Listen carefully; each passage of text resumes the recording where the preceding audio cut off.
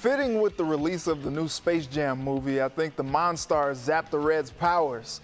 Mark Sheldon will try to help us sort through this rough start to the second half. Plus, he is not getting any better, and so I really just kind of felt like I had to do anything I could to see if I was able to help.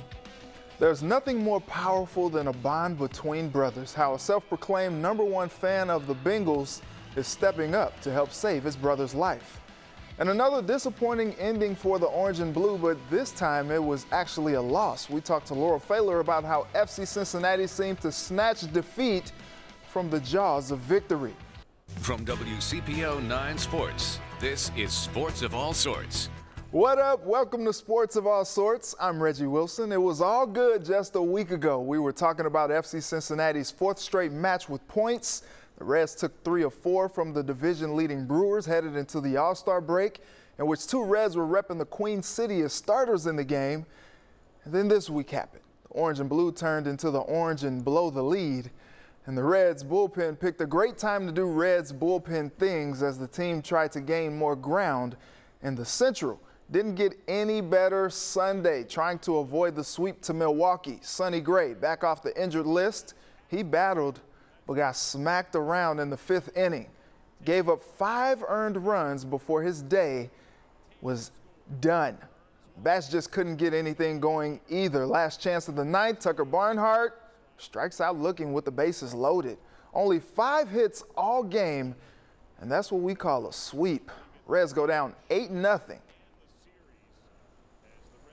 As disappointing as it is to lose the 3 games against the Brewers, when you look at the what we've done over the course of the last 7 games, a lot of really good games, really tough competitions, and I'm proud of the way our team is playing. It hasn't been easy, and I look forward to continuing to go with this group together. So not a good weekend for the Redlegs. MLB.com Reds reporter Mark Sheldon got a bird's eye view of the ugliness. Mark, thanks for hanging out with me tonight. Always good to see you, Reggie. Absolutely. So how did things change so quickly in a matter of a week's time that the Reds now find themselves 7 games back of first place now? Things were certainly looking pretty good Friday night until the 7th inning, and that's when all of it has gone down the drain since then. The bullpen gave up leads on Friday and Saturday. They lost a huge key contributor in Nick Castellanos on Friday night in the 3rd inning when he was hit by a pitch. They lost Michael Lorenzen on Saturday with a hamstring right after he comes off the IL from a shoulder injury. So a lot of things kind of conspired to have this be a really rough weekend for sure. Yeah. Yeah, you mentioned the bullpen. They're doing the best they can, but it's not working. What moves need to be made if the Reds really want to compete this year, especially, like you said, losing Lorenzen again? Certainly they're going to have to look at the trade landscape and see what's out there. The teams like the Pirates, the Marlins, the Twins, et cetera, have pitchers that they could move.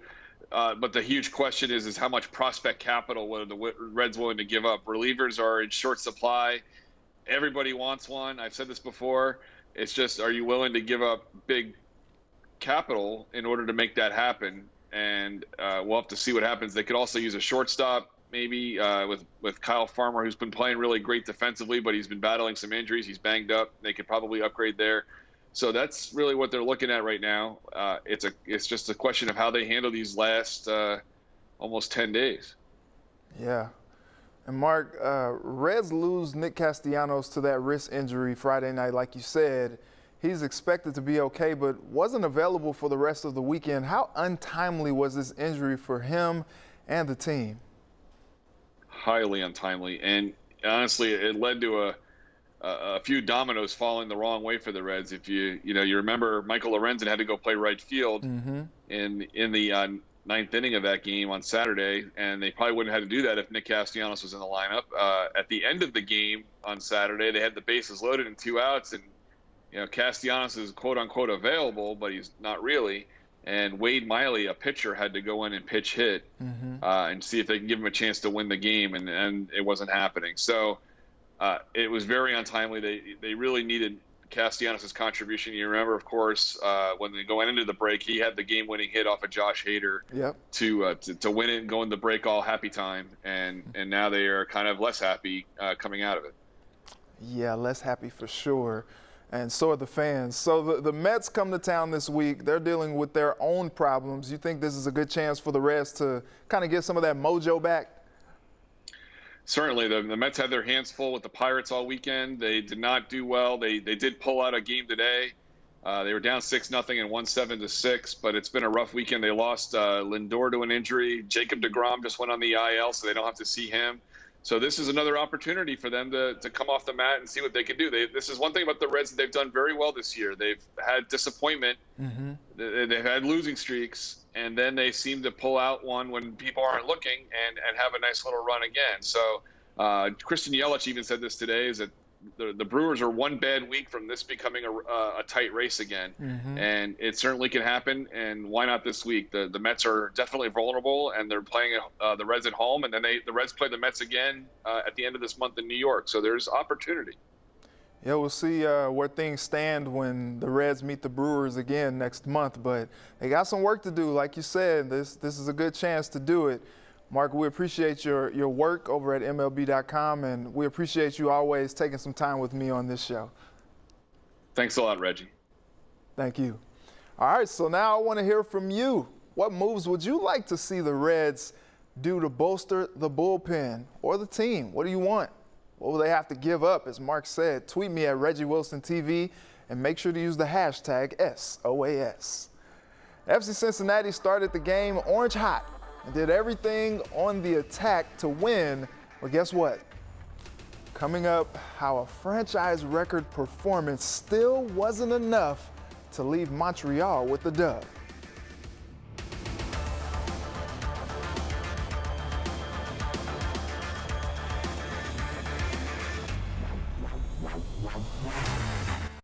FC Cincinnati up in Canada taking on Montreal, who they beat back in May, going for their 5th straight result. And this helps Harris Madunanen.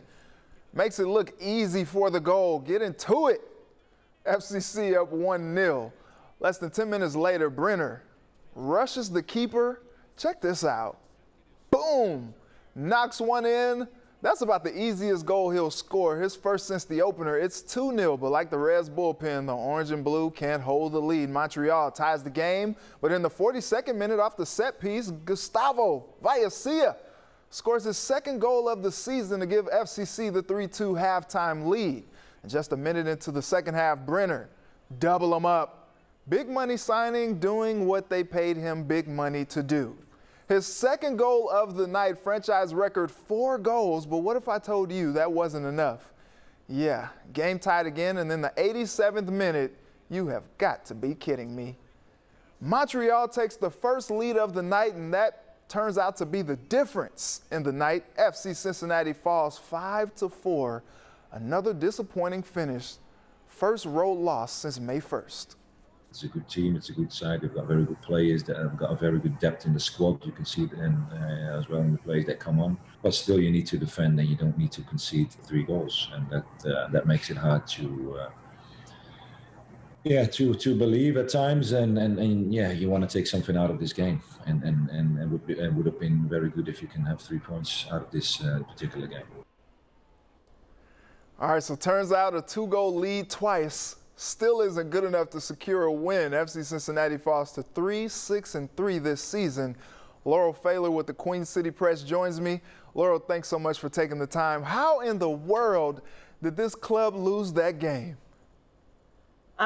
Man, they don't like those 2-goal leads, I guess. That's actually the 4th time this season that's happened. Last Friday against the Crew it happened, and then twice in this game, and then also in the opener against Nashville. So, yeah, I think it's honestly, it just seems like something this club needs to learn. You know, they haven't had a chance to really play with a lead too much, and now they are, and they just need to learn to close it out. You know, I don't know if it's a mentality thing where they're just trying to defend it and then it just falls apart from there or what, but that's definitely something they're going to need to sort out, because I know those are games they've got to get points on. Honestly, against Montreal, with the lineup that they put out there, missing Jeff Cameron, a couple other guys, they had a really thin bench. You had a homegrown player that just signed on there, 2 goalkeepers. So it wasn't their best lineup that they could put out there. To get a lead like they had twice was kind of surprising, but they do need to close those out, and that's for sure disappointing. Jaap Stam wasn't a fan of the late decision for the team to go play in Canada, but didn't blame those circumstances on the team's performance. How much did this situation have on them? Because they seemed comfortable scoring a franchise record 4 goals. Yeah, I mean, the goal scoring, that is definitely something that shows some improvement in that area. We got 2 goals from Brenner. People have been waiting to see that, and he showed us exactly what we expected from his highlight videos, just kind of those in-the-box goals, one pressuring the goalkeeper into a turnover. But, with Jeff Cameron, I think that was the biggest difference. They've been a completely different defense with him on the field. In the 8 matches that he's played, the team has given up 1.25 goals per game, and the games that he was not there, they gave up 3.75 goals a game. So I think that just speaks to just his leadership, and just he's always out there pointing and directing players all over the pitch. So I just think that there was a lack of cohesion when he wasn't on the field, and he just adds a lot back there that I think we now can really see how valuable he is. Atlanta comes to town Wednesday. They just let their head coach go today. What adjustments does FCC need to make to come away with the ever elusive home win? You would hope so, but then you also have to look at it, and 2 years ago when FC Cincinnati fired Alan Koch, they went out their first game and got a win against Montreal. And so you kind of wonder, oh no, are we actually, walking into an opponent that's going to have a little bit of a fire lit to them? Maybe they were glad to have that change. I don't know the circumstances with how the players felt about it and everything, but sometimes you actually walk into a situation and it turns the other way, where it might seem like things aren't in a good spot with them right now, but maybe it's something that motivates them. So I think that it's definitely a game that FC Cincinnati can take points from, and they do need to get that home win. They've been trending upward in a lot of regards, and Atlanta's right there ahead of them in the points. They've got, I think, 13 points. FC Cincinnati has 12. So it's a game. And they've done well against those kind of opponents that are right there with them in the bottom of the table. So if they can get some, I think the 3 points is going to be big if they can move forward and get that win. Laurel, we appreciate it as always. We'll talk again soon. No problem. Thanks for having me. Connected through blood, football, and now a life-saving donation. How these 2 brothers will forever be linked.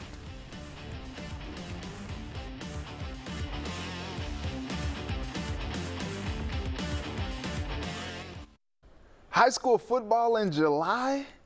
Not quite, but it's as close as we can get right now. 7-on-7 action, St. X and a couple other teams out there this week.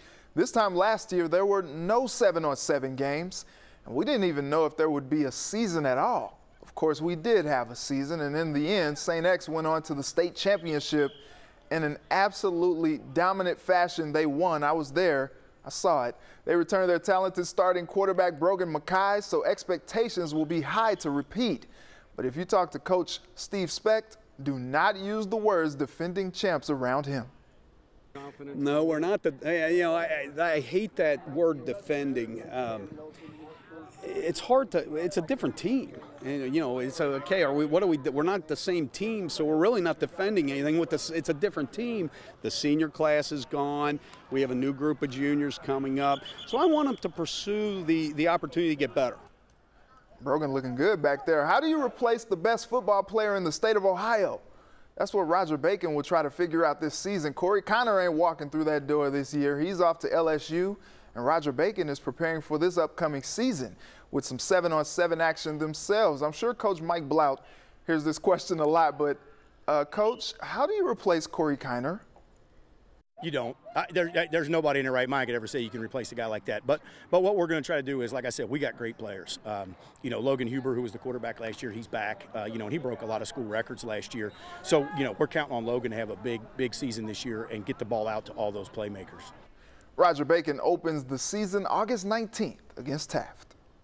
That's really what he's doing, is he's saving me. So, that phrase where they say you are your brother's keeper, like this is that perfect situation. It won't just be blood and football that connect these two brothers moving forward. When his younger brother saw a kidney donor drop out just days before the procedure, Bengals superfan Ryan Yunt high-stepped up and covered him. Keenan Singleton has the story on two brothers that are forever bonded, no matter which teams they root for. There were no cameras and no Zach Taylor present when Adam Yunt got the call. On the line, his older brother Ryan, who was ready to make him a Bengal, at least in part. Got the call from Ryan, and it just completely turned my day around. Like, you have no idea. There were tears of joy because I was so excited that he was going to take this on. Adam was finally able to say goodbye to 20 years of pain. Ryan was ready to take a piece of himself and give it to Adam. The younger brother battled vasculitis for 20 years, leaving his kidneys unable to function. I have dialysis or death at this point. It's my life support right now. And lots of pain. Peritoneal dialysis is 12 hours a day, every day, of being chained to a machine.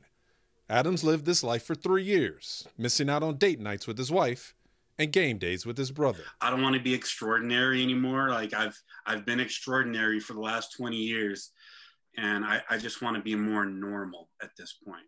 Ryan didn't ask before putting himself in the game. He made the call after a previous donor candidate was rejected just 48 hours before the procedure. Honestly, I didn't have to think twice. The moment was begging for this, and he is not getting any better. And so I really just kind of felt like I had to do anything I could to see if I was able to help. They're brothers, but two cats of a different breed. Ryan roots for the Bengals, even converting his garage into a Houday shrine, and points to Anthony Munoz as his favorite player. Adam ran with Barry Sanders and the Lions. Ryan welcomed his new brother into a new family Monday when he donated his kidney. I gotta wear Bengals attire and fly a flag. I don't know, but Houday tattoo across your chest. The longtime Bengals fan and the Bengals fan in part have a lot of catching up to do. With the procedure, they won't have to do it over the phone. We go for a run, or we go. I would love that. We go for a hike in the summer in the heat, where we're both out of place again, where we can do those brotherly activities, and we can get out and get after it again. Like, we're still young. Like, it's time that it's time to really keep living. Keenan Singleton, WCPO 9 Sports. Wow. What a great story, Keenan. Thanks for sharing that. The brothers underwent successful surgery Monday in North Carolina. Both are recuperating. Perhaps they can do more than hike this year. The Bengals play the Lions Week 6 up in Detroit. All right, we'll be right back to wrap up the show. Welcome back. Coming up after the show is In Depth with Graham Benzinger. What's on tap tonight, Graham? Hey, Reggie. This week, golf's big three, Jack Nicklaus, Gary Player, and the late Arnold Palmer. The legends reflect on friendly rivalries. If I hadn't shot 39 the last 9 holes at Cherry Hills, nobody ever heard of you. I said, man, I'm going to beat you. And discuss biggest influences. There, standing in a leather flight jacket, was the president. All that's coming up next and In Depth right here on WCPO 9 News. All right, thanks, Graham. One might call that one a legendary show ahead. All right, it's been real. It's been fun. It's been real fun, but we got to go. I'd like to thank my guests Mark Sheldon and Laurel Pfaller for joining me tonight. And thank you to my village who helped me put this all together. Thank you for watching. Let's do it again next Sunday. Until then, have a good night and a very blessed week.